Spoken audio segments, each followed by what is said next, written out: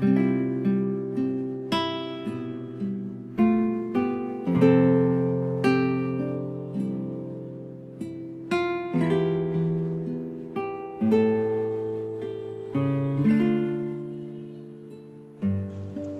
mabuting balita ng Panginoon ayon kay San Mateo.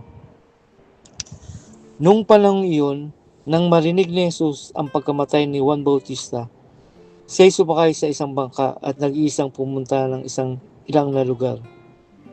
Nang mabalita naman iyon ng mga tao, sila'y lumabas ng bayan at lakad na sumunod sa kanya. Paglunsad ni Jesus sa dalampasigan, nakita niya napakaraming taong yaon. Nabag siya sa kanila at pinagaling niya ang may mga sakit na dala nila. Nang dapit hapon ay lumapit sa kanya ang mga alagad. Sinabi nila, "Ilang ampok na ito at malapit nang lumubog ang araw. Papuntahin na po ninyo sa mga nayon ang mga tao upang makabili ng kanilang makakain." Hindi na sila kailangang umalis pa, sabi ni Jesus. Kayo ang magbigay sa kanila ng makakain.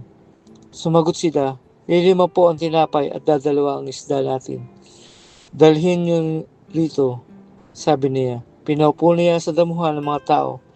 Kinuha ang 5 tinapay at 2 isda. Tumingala siya sa langit at nagpasalamat sa Diyos. Pinagpira-piraso niya ang mga tinapay at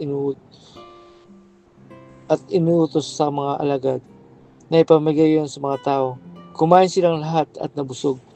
Tinipon ng mga alagad ang lumabis at sila'y nakapuno ng 12 bakul ng pira-pirasong tinapay. May 5,000 lalaki ang kumain, bukod pa sa mga bata at sa mga babae. Ang mabuting balita ng Panginoon.